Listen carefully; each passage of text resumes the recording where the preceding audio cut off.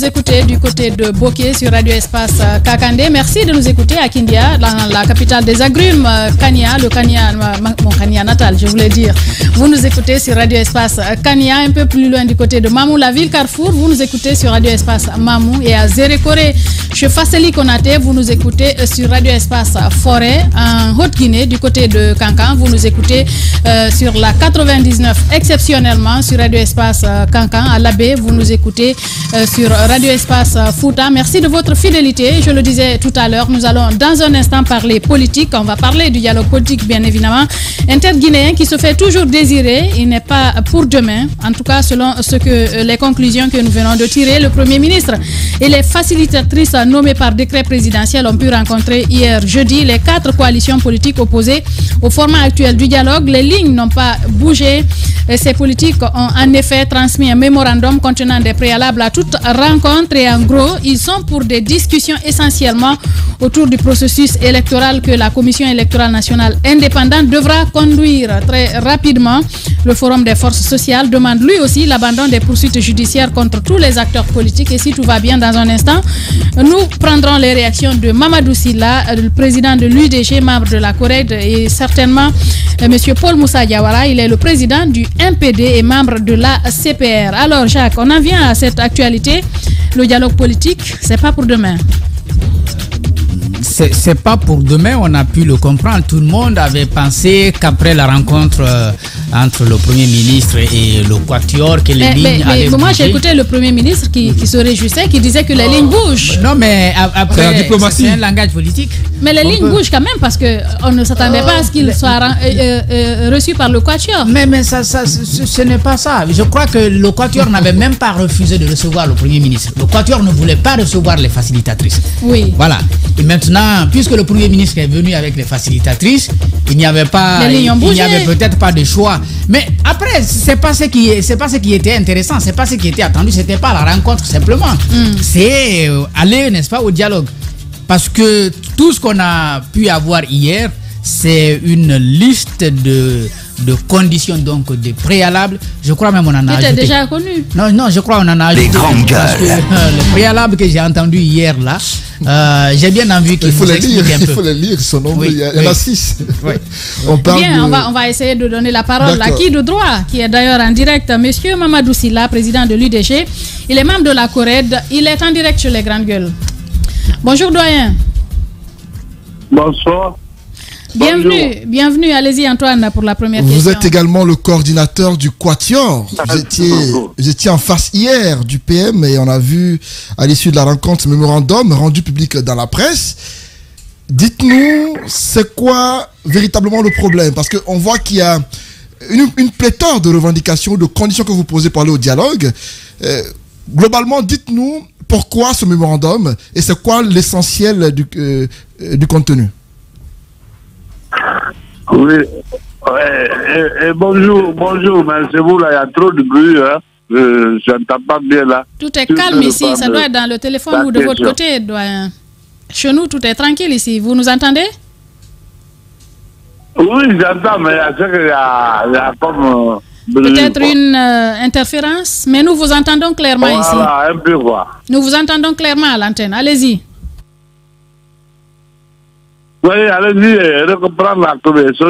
Bien, allez-y Antoine, reprends ta question s'il te plaît. Je posais la question de savoir quel était l'essentiel des éléments contenus dans votre mémorandum. On a vu qu'il y a différents points de revendication, des préalables pour aller au pré-dialogue, ensuite au dialogue. Dites-nous comment s'est passée la rencontre d'hier et que contient votre mémorandum. Oui, merci beaucoup. Voilà, vous savez très bien allô? Oui, vous êtes à l'antenne. Vous êtes à l'antenne. Voilà. Nous vous entendons. Vous savez bien le Premier ministre après, n'est-ce pas, échange téléphonique que j'ai eu avec lui qui a permis même de vraiment arriver à ouvrir la porte au niveau du quartier. Et d'ailleurs, c'est pourquoi je le salue, la hauteur de Dieu qu'il a eu, donc pour que, quand même, comme dise, la première fois se parlait. Donc, Alors tout de suite, vous voyez, quand on parle seulement, on peut trouver la solution, des fois. Alors donc, je le remercie en passant. Donc, alors, vous savez, il est venu pour nous demander exactement qu'est-ce qu'on veut pour que on puisse, avant un pré-dialogue, d'abord, qu'est-ce qu'on veut réellement, notre pensée ou notre réticence, si tu veux, et pourquoi on ne peut pas venir et tout ça. Donc, alors, quand il a fini de faire exposer et tout, et bien, en parlant bien l'entente qui est bon entre les filles de Guinée et tout ça, donc, en tout cas, lui, il est dans cette démarche, il est mandaté par le président pour ça et tout. Donc, alors, venons au contenu, au contenu de votre plateforme revendicative, doyen. Qu'est-ce que vous réclamez avant d'aller autour de la table? Oui, c'est ça que je vous dis. Quand il nous a dit ça, donc il fallait qu'on le réponde. Il va falloir qu'on le répond après. Voilà, après son exposé et tout ça, puis voilà, nous, on s'est préparé déjà à faire des mots, les mémos, les quater. Donc, on l'a dit que vraiment, nous aussi, on a nos propositions, pour la réussite des dialogues et tout. Donc, c'est un chemin qu'on a dit.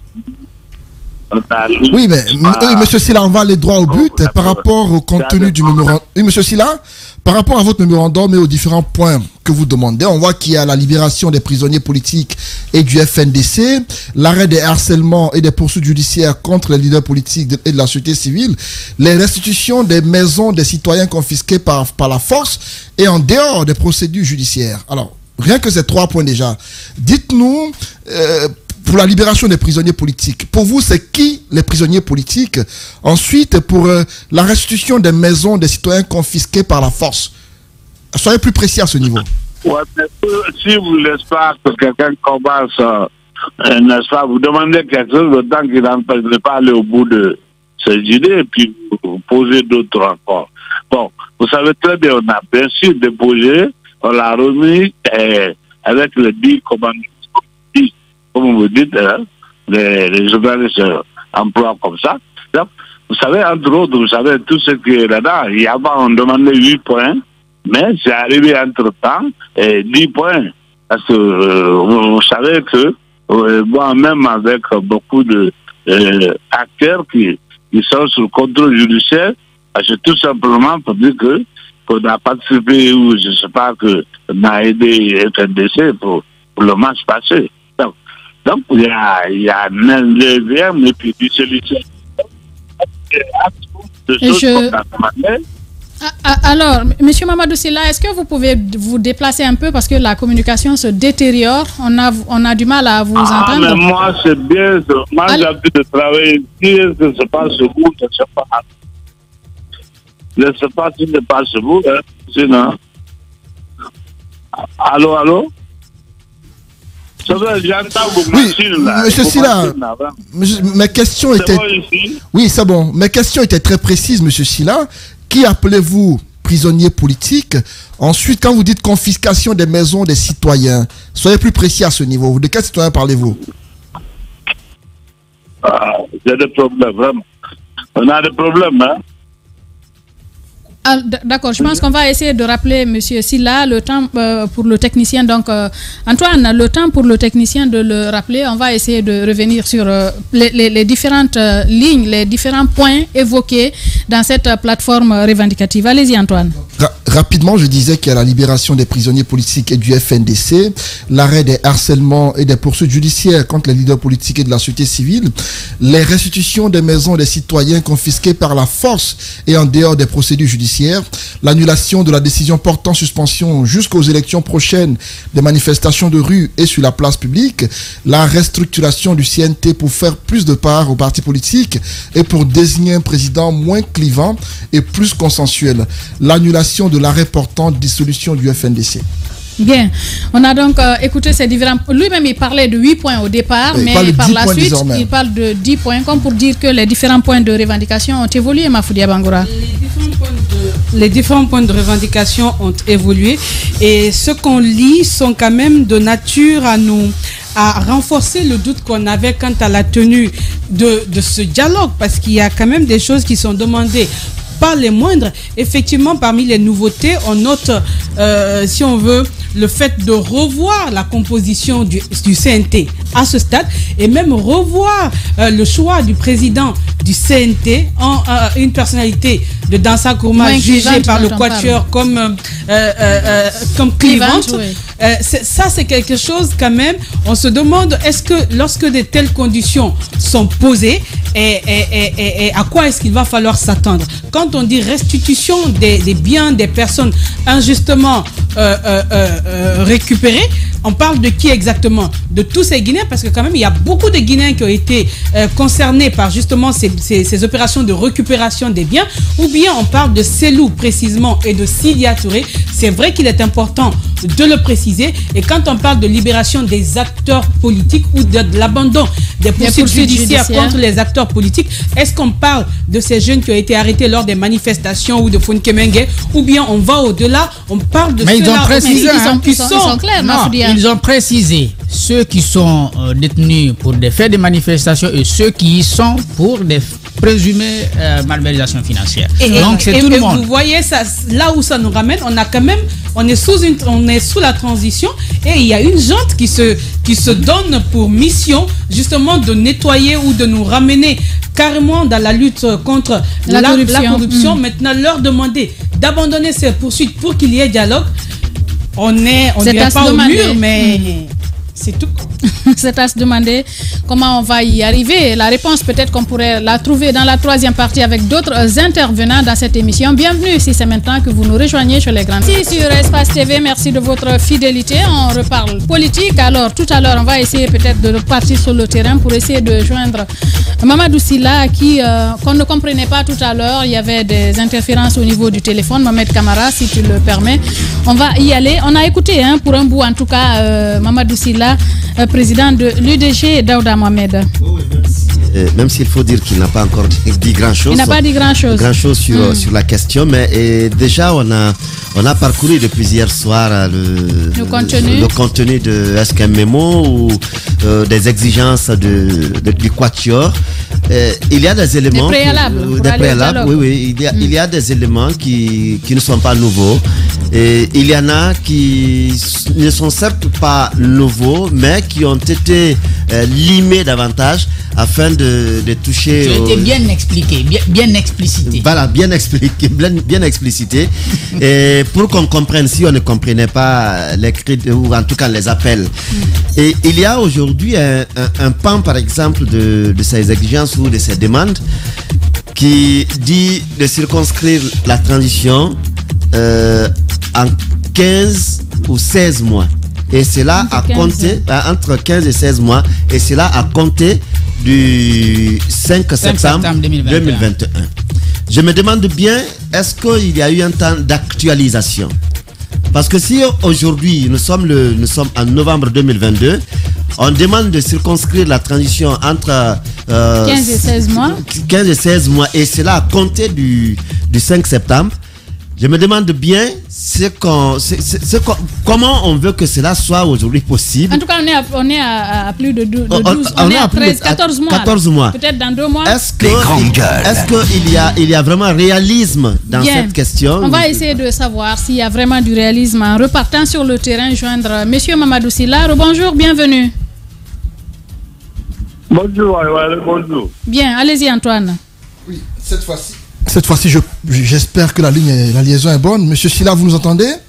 Alors, la question que nous posions avant la pause, c'était autour de certaines questions soulevées dans ce mémorandum, notamment la libération des détenus politiques, également la restitution de certaines maisons de citoyens confisquées selon vous. Alors, dites-nous clairement, c'est qui ces détenus politiques, et ensuite, quelles sont les maisons de citoyens que vous revendiquez? Bon, je crois que nous on a dit ce qu'on pense qui peut être bon pour la paix et tout ça, pour que la reprise du dialogue soit bien.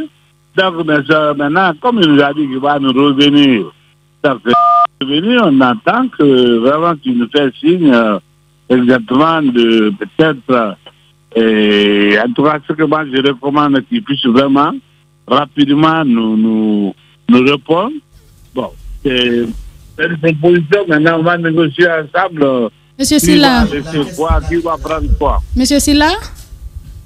Oui. La question d'Antoine est claire. Vous parlez de libération de détenus politiques. De qui s'agit-il réellement? Et vous parlez de maisons confisquées de façon extrajudiciaire. Il s'agit de maisons de qui? Parce qu'il y a plusieurs maisons qui ont été confisquées ici à Conakry, dont des citoyens anonymes. Qu'est-ce que nous voulons que vous nous disiez de façon explicite de qui s'agit-il en parlant de, par exemple, des prisonniers politiques? Oui, la poursuite politique, vous savez très bien. Donc, je crois que même si pour la paix, même si c'est un leader mêlé de crières et autres, je crois qu'on peut même les accorder pour permettre quand même que le dialogue soit très bien fait, qu'on puisse accorder même liberté provisoire. Ça aussi, vraiment, c'est un départ, c'est un bon truc aussi qui peut aussi faciliter. Pour la maison aussi, c'est pas une personne ou deux, c'est pas ça. On a dit tout ce qui est retiré, qui n'est pas retiré par voie de justice. Donc vraiment, on pense que vraiment tout ça là, c'est pas bon dans notre pays. Parce que tout ça, c'est le problème en fait, ça va embêter. Bon, ça gêne, ça va créer des problèmes, l'inquiétude dans le... Est-ce que vous pensez que le travail qui est fait par la CRIEF aujourd'hui n'est pas normal, celui de scruter la gestion antérieure et de tirer les leçons? Parce que ceux qui sont détenus, je suppose qu'ils ne vont pas passer leur vie en prison, ils ne sont pas encore condamnés, ils ne sont pas reconnus coupables des faits qui leur sont reprochés. Est-ce que vous voulez qu'on mette un terme à ce processus-là? Bon, on peut, pour un premier temps, on peut les accorder quand même sortie provisoire, avec même en les mettant en contrôle judiciaire. À ce moment, ça pourrait vraiment apaiser la tension. La tension, parce qu'il y a quand même beaucoup de personnes qui sont là-bas, et ils ne sont pas jugés ni rien. Alors, c'est compliqué. Donc, voilà, entre autres, on peut soit abandonné ou à droit, comme il s'agit de manifestations de deniers publics, il n'y a pas de problème, personne ne peut s'opposer à ça. Si tu as détourné vraiment, nous tous sommes là pour ça, il faut rembourser. Mais on peut aussi vraiment alléger un peu la détention en donnant peut-être contrôle judiciaire. Bien. Allez-y, Daouda Mohamed. Oui, et l'autre question que vous soulevez, c'est bien des exilés politiques. Y en a-t-il aujourd'hui vraiment? Parce que quand on écoute Cellou Dalein Diallo, il dit qu'il est en mission. On écoute Sidya Touré, il dit qu'il se repose. Est-ce qu'il y a vraiment d'exilés politiques aujourd'hui, comme vous le mentionnez? Mais je vous dis, Cellou Dalein, c'est un exilé politique. S'il y a la même chose, ils ont déclaré ça. Et il n'y a pas longtemps, je crois, de radio de la place. Et puis, vous avez aussi Ali Ouba de Mondel. Il y a aussi Souma G2. Non, Ali Ouba est en exil. Ça, c'est une première nouvelle. Nous ne le savions pas. Exil, pourquoi? Qu'est-ce qu'on lui reproche?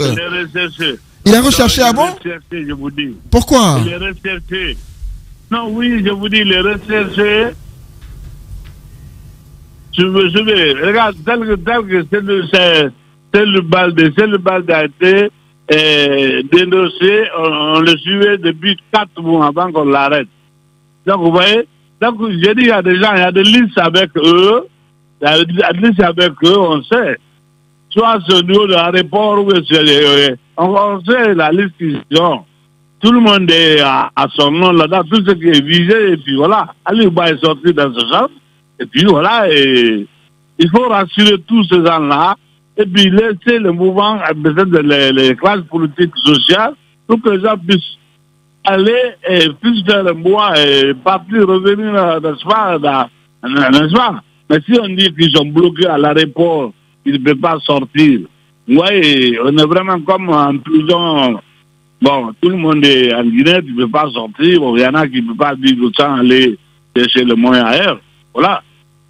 Bien.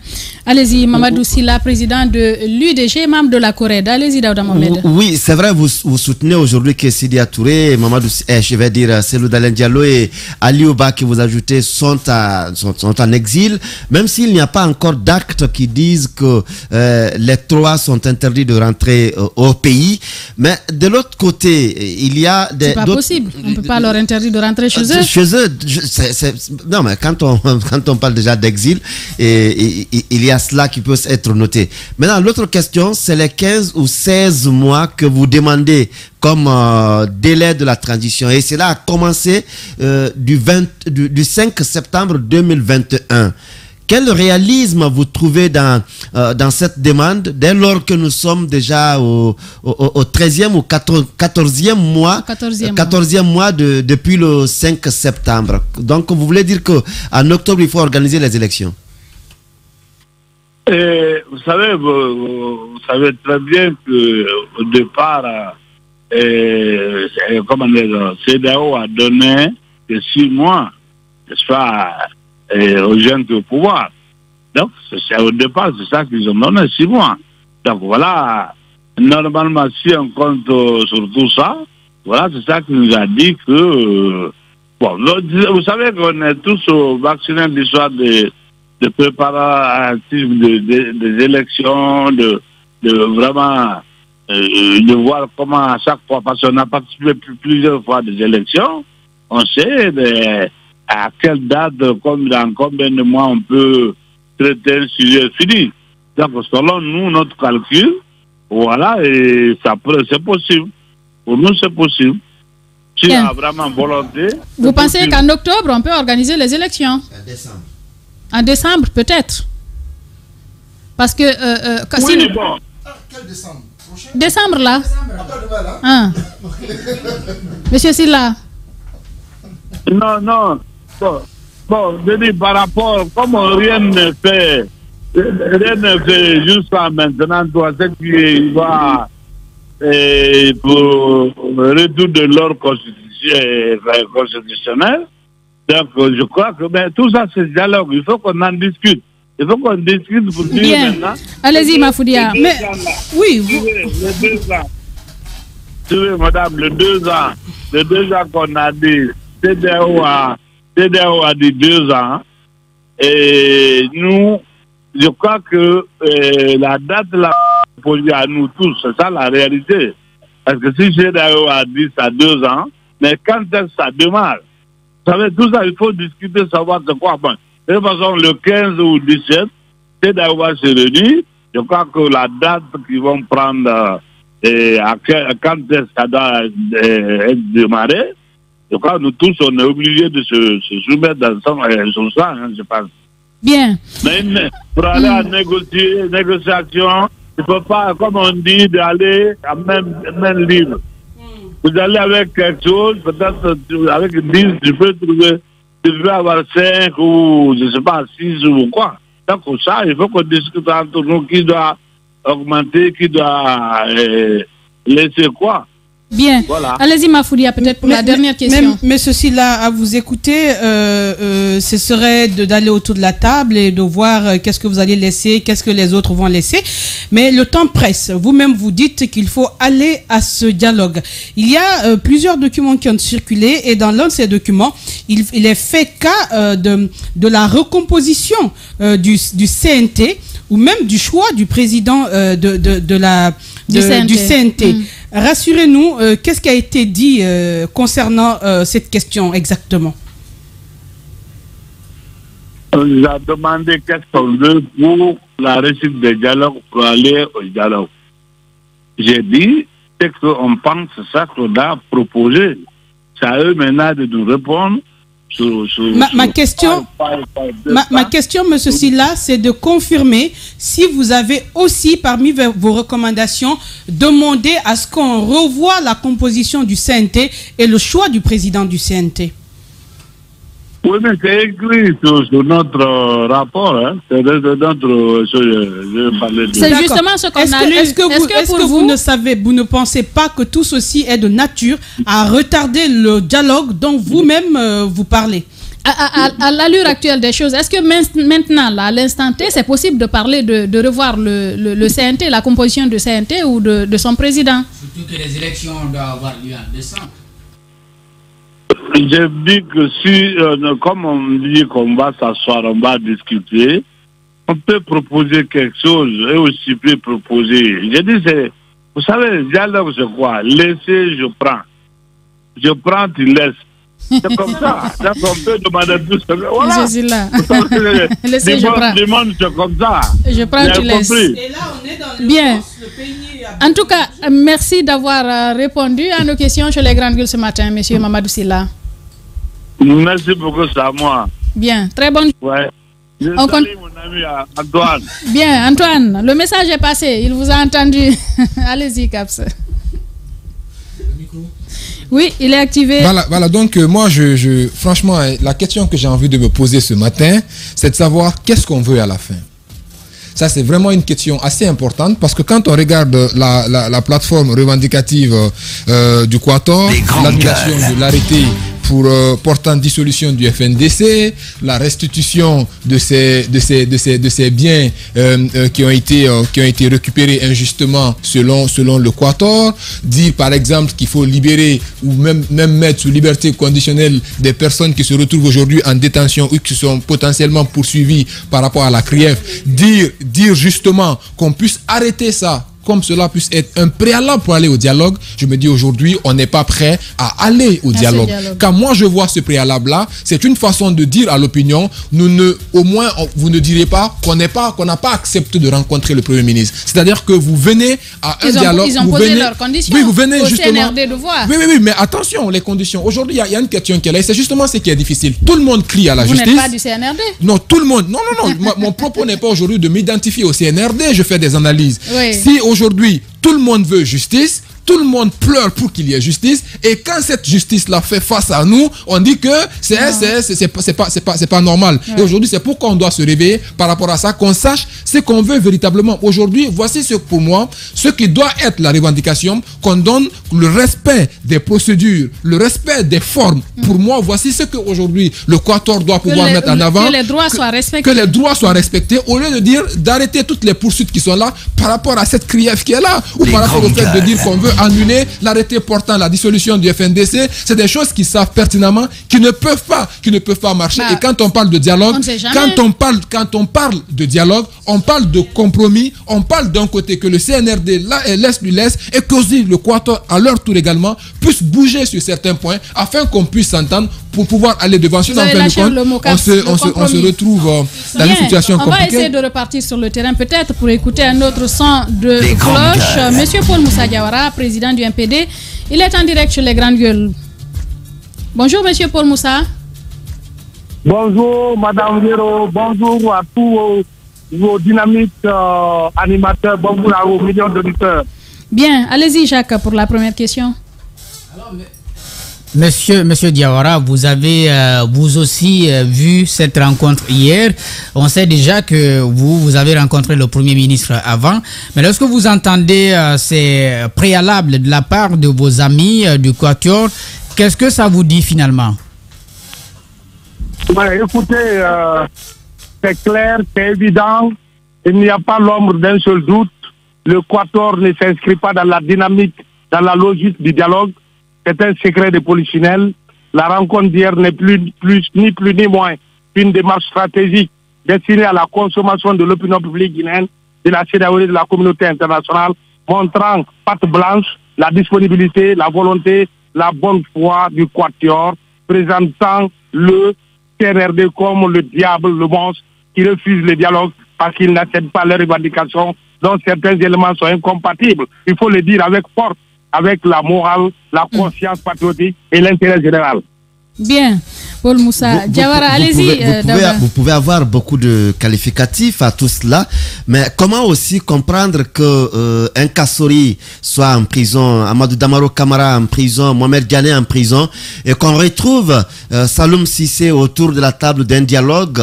Et comment comprendre que Cellou Dalein Diallo, comme on l'appelle aujourd'hui, exilé politique, soit en dehors du pays et que ces hommes soient de l'autre côté autour de la table? Est-ce qu'il n'y a pas lieu par moment de fléchir un peu ou de faire fléchir un peu le CNRD, permettre à tous les Guinéens de se reconnaître en ce dialogue, puisqu'on l'appelle dialogue inclusif, que d'avoir certains dehors, d'autres autour de la table? Pour compléter, M. Paul Moussa, si vous permettez, est-ce que, contrairement à ce que dit M. Mamadou Sylla, vous pensez que ces hommes devraient rester en détention? Aucune possibilité de sortie pour eux?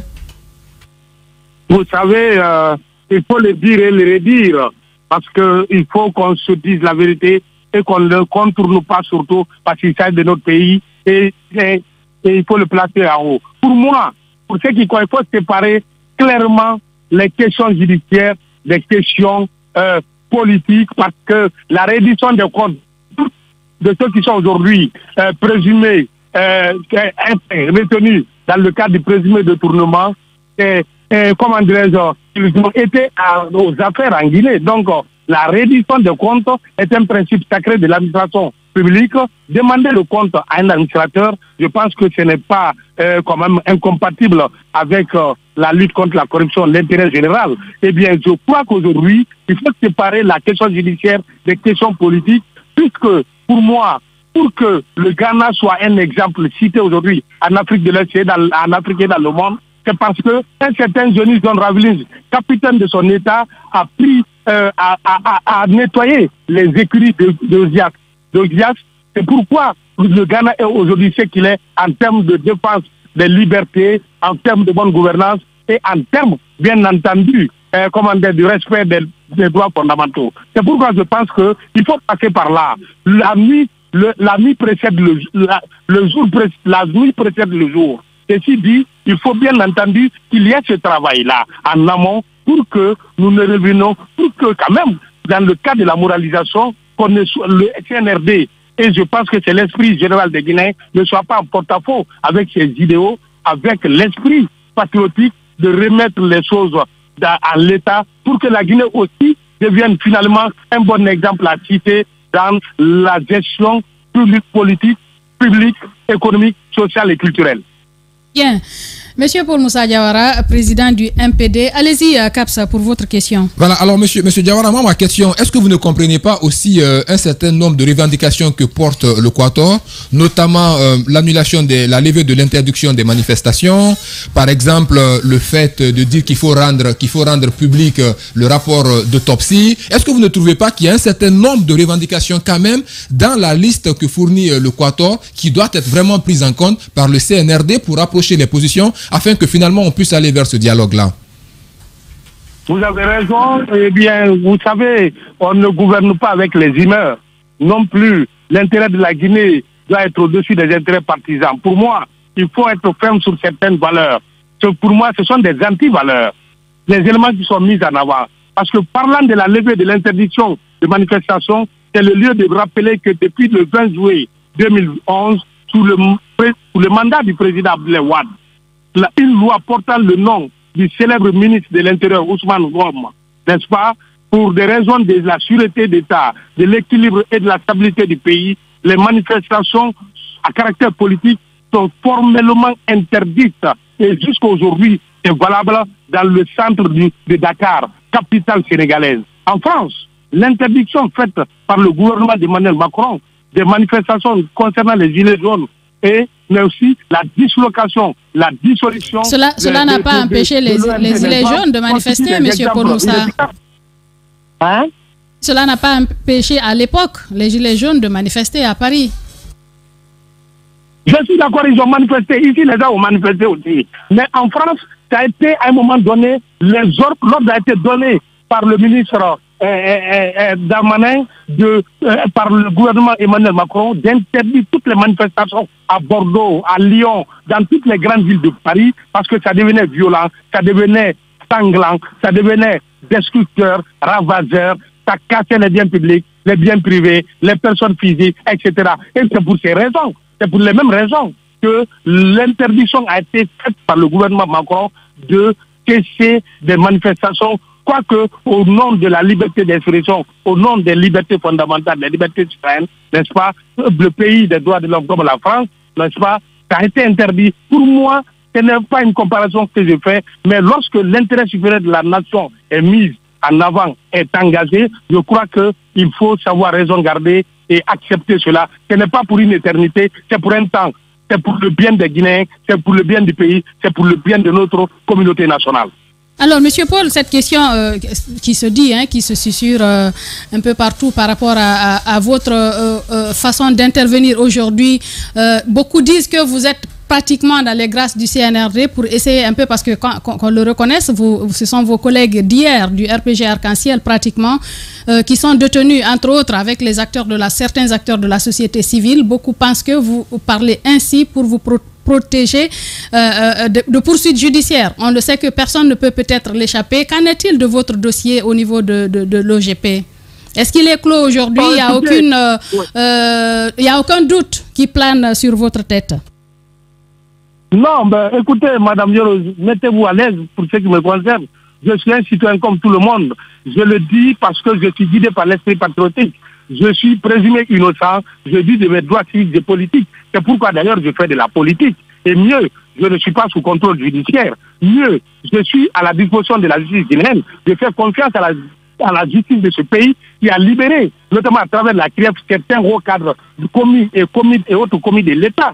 Donc, il faut faire confiance à la justice de ce pays. Je ne parle pas pour faire plaisir. Je ne parle pas pour que je sois dans les bonnes grâces de la justice et du CNRD. Je parle en âme et conscience. Je parle en toute sincérité parce que j'aime ce pays. Parce que ce pays-là, j'ai vécu ailleurs. Je veux qu'il ressemble à ces pays-là qui sont dans les normes, qui sont sur la droite ligne de la bonne gouvernance, de la défense des intérêts communs, de la défense des libertés et de la défense de la démocratie. C'est ce qui me dit. Encore une fois, je dois, au moment où je vous parle, d'assister à n'importe quel poste électif et nominatif. Donc, de ce point de vue, oui. Ne vous en faites pas. Dernière question. Dernière question, M. Paul Moussa Diawara. En réalité, quand vous regardez cette transition du CNRD, quelle véritable visibilité vous avez de la conduite de cette transition? Je n'ai pas compris. Répétez, s'il vous plaît. Je dis, quand vous, acteur politique que vous êtes, vous observez vraiment la conduite de cette transition, quelle réelle visibilité vous en avez? Quelle quoi? Je n'ai pas compris. La visibilité. Quelle visibilité vous avez de cette transition? Cette transition est une chance pour la Guinée. Cette transition est un atout pour notre pays de revenir dans le concert des nations, respectueuse, bien entendu, des droits fondamentaux, des libertés, de la démocratie, de la bonne gouvernance, de la justice. Parce que tout cela, il faut le dire avec force, sans embâche, sans le risque de se tromper, que la Guinée n'était pas citée comme un bon exemple. Je crois qu'avec le CNRD, nous avons la chance de revenir, bien entendu, dans le concert des nations qui respecte tout ce que je viens de citer là. Pour nous, il faut, le CNRD a besoin de l'accompagnement. Aujourd'hui, nous voyons ça et là. C'est vrai, aucune urbaine n'est parfaite, mais quelques actes posés nous rassurent et nous disent que l'avenir est promoteur. L'avenir sera radieux et dans l'intérêt bien compris de la Guinée, des Guinéens et de notre communauté, de notre futur, pour nos enfants, pour nous-mêmes. Bien, M. Paul Moussa Diawara, président du MPD, membre de la CPR, merci d'avoir répondu aux questions des Grandes Gueules ce matin. Merci. Bien, très bonne journée à vous. Alors, on a écouté Paul Moussa Diawara avant qu'on ne prenne dans un instant notre invité Mafoudia Bangoura. Ben oui, on l'a écouté et justement, on l'a écouté. Il boute en touche, il rejette. Des grandes gueules. Le quatuor est en train de présenter, il a toute une autre lecture. Et vraiment, lorsque c'est Paul Moussa Diawara qui parle, il y a justement la question que vous avez posée sur est-ce qu'il ne serait pas en train de se faire aimer. Mais après, c'est un petit peu compliqué. L'analyse des acteurs politiques, parce que souvent, c'est des accointances ça et là. Mais sur la réaction sur sa réaction. C'était quand même un fervent mobilisateur au sein du RPG Arc-en-Ciel. Oui, quand même. Mais c'est quand même quelqu'un aussi qui a purgé une peine, qui est allé en prison justement, accusé de corruption par Kassori, qui aujourd'hui se retrouve à sa place. Donc il y a beaucoup de choses qui sont un petit peu compliquées dans tout ça, mais par rapport à son analyse de toutes ces recommandations du Quator, c'est de dire que ces gens, ces leaders politiques justement, n'ont pas une réelle volonté d'assister au dialogue. Je pense que c'est ce que beaucoup disent. Il y a pas mal de questions qu'on se pose sur certaines questions. On serait tenté de les comprendre, mais sur d'autres, personnellement, je me dis que si on veut aller au dialogue, il y a ces choses à ne pas mettre en avant d'abord, sinon on risque de ne pas y aller. Allez-y rapidement, en 30 secondes, Jacques, pour clore. Il faut être honnête. Les leaders politiques nous ont aidés à, si vous voulez, à confirmer tous nos soupçons. En tout cas, ce quatuor-là, moi, ça fait longtemps que je dis qu'il n'y a pas autre chose que la CRIEF. Parce que si vous entendez libérer, parce que si on s'est limité à libérer pour dire liberté conditionnelle, j'aurais bien compris. Mais c'est ce que Mamadou Sylla a dit. Non, pas que ça. Il dit qu'on peut au moins accorder la liberté conditionnelle. Ce n'est pas ça, madame. Ils ne se sont pas limités là. Ils ont dit abandon des poursuites. Ils ont parlé d'abandon des poursuites. Parce que si c'est la liberté conditionnelle, si c'est pour cela que vous vous battez, ça peut se comprendre. C'est ce qu'il a dit ce matin. Peut-être qu'on peut aller dans ce sens. Oui, mais le document est là. Le document parle d'abandon des poursuites. Si vous parlez d'abandon des poursuites, si vous abandonnez les poursuites comme il a dit, il faut laisser l'un, l'autre prendre. Ceux qui sont là actuellement, peut-être que le CNRD peut aller dans le sens de la CRIEF n'aura plus son sens d'exister parce que vous ne pouvez pas abandonner des poursuites contre un et puis vouloir continuer votre travail. Je pense que c'est cela et c'est qui me laisse peut-être penser qu'il n'y aura pas de dialogue. Ça, ce sont les pensées. On attend de voir ce qui va se passer sur le terrain. Dans un instant, nous parlerons culture sur Espace TV.